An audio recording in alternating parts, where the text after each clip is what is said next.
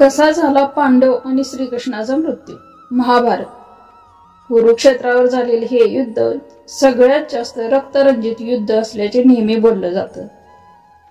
फक्त 18 दिवस चाललेल्या या युद्धामध्ये भारतातील 80% पुरुषांना आपला जीव गमवावा लागला. कुरुक्षेत्रामध्ये पांडवांचा विजय झाला आणि कौरव पराभूत झाले. पण या विजयानंतर पांडवांचे काय झाले? पांडवांनी हस्तिनापुरावर किती काळ राज्य केले? त्यांचा मृत्यू कसा झाला? श्रीकृष्णाचे पुढे काय झाले? अशा अनेक प्रश्नांची उत्तरे तुम्हाला या व्हिडिओमधून मिळतील. कुरुक्षेत्राचे युद्ध पांडवांनी जिंकल्यानंतर युधिष्ठिराच्या नेतृत्वात पांडवांनी हस्तिनापुरावर राज्य करायला सुरुवात केली. कौरवांच्या या पराभवाला गांधारीने कृष्णाला जबाबदार धरलं. यादव कुळाचाही आपल्या मुलांसारखाच नाश होईल असा शाप गांधारीने कृष्णाला दिला. हस्तिनापुरावर पांडवांनी तब्बल 36 वर्षे राज्य केले. पण गांधारीने कृष्णाला दिलेला शाप खरा ठरत होता. द्वारकेमधून कृष्ण यादवांना घेऊन प्रभासाकडे रवाना झाले. पण प्रभासामध्ये यादवांमध्येच बंड झालं, ज्यामध्ये जवळपास सगळ्याच यादव कुळाचा नाश झाला.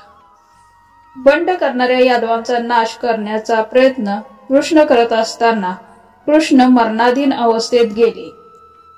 एका झाडाखाली झोपले असताना एका शिकाऱ्याचा बाण कृष्णाच्या डोळ्याला लागला, ज्यामध्ये त्यांचा मृत्यू झाला. व्यासाने अर्जुनाला तुझा आणि कृष्णाचा उद्देश पूर्ण झाला असं कृष्णाच्या मृत्यूनंतर सांगितले. आणि आता तुम्ही पांडवांनी संन्यास घेऊन हिमालयाकडे वाटचाल केली पाहिजे असे सांगितले.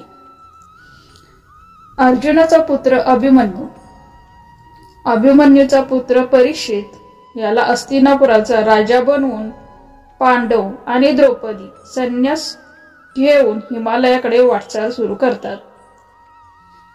वाटेत त्यांना एक कुत्रा पण मिळतो, जो बाकी प्रवास त्यांच्या सोबत करतो.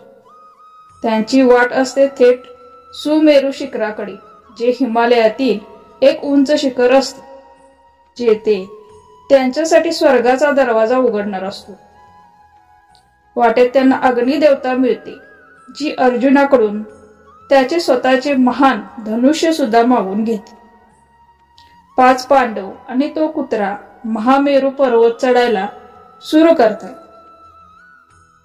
थोडासा मेरू पर्वत चढल्यावर द्रौपदीचा तोल जातो आणि ती खाली पडते आणि तिचा मृत्यू होतो.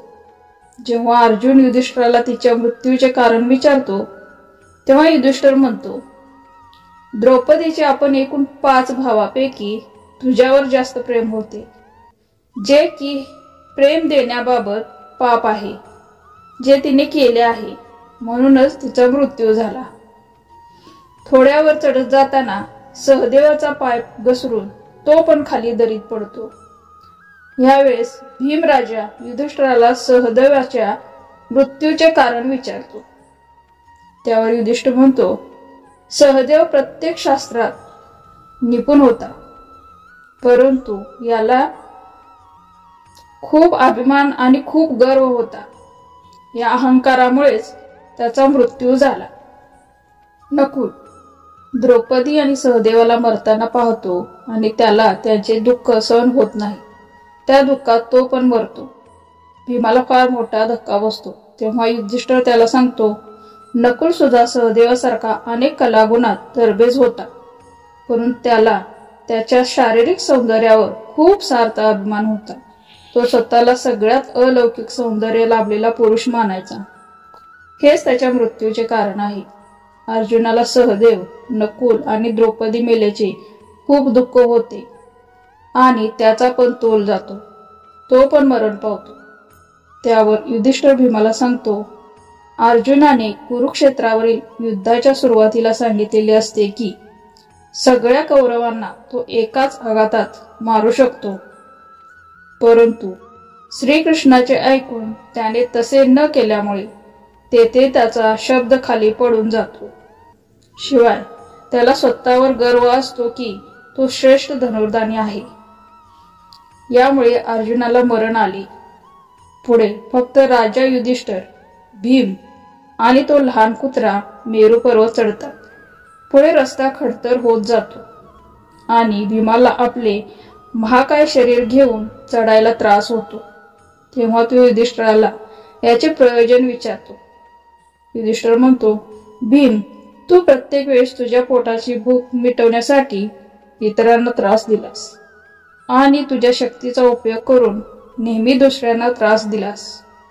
म्हणून तुला हे सगळे आता भोगावे लागेल आणि मरावे पण लागेल. अशातच भीमाचा मृत्यू होतो. मेरू पर्वताच्या शिखरावर बऱ्याच कष्टानंतर युधिष्ठिर आणि तो कुत्रा पोचतात. स्वर्गासाठी घ्यायला त्यांना इंद्रदेव आपले रथ घेऊन येतात. इंद्रदेव म्हणतात की तू चल, रथात बस लवकर. त्यावर राजा युधिष्ठिर म्हणतो की माझ्यासोबत हा जो कुत्रा आहे त्याला पण रथात घ्या. परंतु इंद्रदेव आपल्या रथात त्या कुत्र्याला घेण्यास साफ नकार देतात. इंद्रदेव राजा युधिष्ठिराला प्रतिप्रश्न करतात की तू तुझ्या भावंडांना मरताना पाहिलं आणि आता या कुत्र्यावर तुला एवढं प्रेम का आले आहे? त्यावर युधिष्ठिर म्हणतो, माझी भावंड मेलेत ते त्यांच्या कर्माने. त्यांना वाचवण्याचा, मदत करण्याचा कोणत्याही पर्याय माझ्याकडे नव्हता. परंतु हा कुत्रा अगदी सुरुवातीपासून माझ्याबरोबर चालत आला आहे आणि आता याला मी वाचवू शकतो. म्हणून मला स्वर्गात या कुत्र्याशिवाय आणि माझ्या भावंडांशिवाय यायचं नाही. हे सगळे ऐकून इंद्रदेव खूप खुश होतात. सोबत जो कुत्रा असतो तो दुसरा तिसरा कोणी नसून साक्षात यम असतो. यम आपल्या मूळ रूपात येऊन युधिष्ठिराची खूप प्रशंसा करतात. मग यम आणि युधिष्ठिर रथात बसून स्वर्गात जातात. स्वर्गात जाऊन पाहतात तर काय, तेथे त्यांना दुर्योधन आणि इतर कौरव दिसतात. युधिष्ठिराला खूप आश्चर्य वाटते. तो यमाला प्रतिप्रश्न करतो की सगळे कौरव असत्य, अधर्माच्या वाटेवर आयुष्यभर चालले तर ते इथे स्वर्गात काय करतायत? त्यावर यम म्हणतात, कौरव मेले नव्हते. त्यांचे कर्तव्य पार पाडताना त्यांना वीरगती मिळाली होती. ते युद्धाच्या वेळी मृत्युमुखी पडले. हे एकटे पुण्य त्यांचे सगळे पाप मिटवण्यासाठी पुरेसे होत आणि म्हणून ते इथे आहेत स्वर्गात. मग यम युधिष्ठिर नरकात जातात, जेथे अर्जुन, भीम, द्रौपदी यातना सहन करताना त्याला दिसतात. त्याला त्यांची किंचाळणी सहन होत नाही. तो खूप रडतो, घाबरतो, आपली शुद्ध हरपतो. यम त्याला प्रश्न विचारतात, तू ठरव तुला कोठे राहायचे आहे, नरकात की स्वर्गात? युधिष्ठिर विचार करतो की स्वर्गात राहावे लागले तर आपल्या शत्रू सोबत राहावे लागेल आणि ते नरकात राहिलो तर आपल्या भावंडांसोबत राहावे लागेल. तो यमाला म्हणतो, मी नरकात यांच्यासोबत राहणे पसंत करेल. यम युधिष्ठिराचा निर्णय ऐकून प्रसन्न होऊन त्याला समजावून सांगतात की ही सगळी त्यांनी रचलेली माया होती. ते म्हणतात, युधिष्ठिर, तुझ्या नशिबात नरक यातना होतीच, जिथे तुला एका मायेमुळे वेदना होतील, त्रास होईल आणि जे तू आताच भोगले आहेस. जेव्हा तू आपल्या भावंडांना नरकात किंचाळताना पाहिलंस, कारण खऱ्या युद्धात पण तू गुरु द्रोणाचार्याला त्यांचा पुत्र अश्वत्थामा मेला असे सांगून यातना दिल्या होत्यास. युधिष्ठिराची परीक्षा पूर्ण होते आणि तो स्वर्गात जातो, जेथे त्याला इतर पांडव सुद्धा मिळतात. इकडे परीक्षितचा मुलगा जन्मजय राजगादीवर बसतो. त्या दरम्यान द्वापर युग संपते, महाभारत संपते आणि कलियुग सुरू होते. हेच ते कलियुग ज्यात आपण सध्या आहोत. स्वामी भक्तांनो, व्हिडिओ आवडला असल्यास शेअर करा आणि चॅनलला सबस्क्राईब करा. धन्यवाद. श्री स्वामी समर्थ.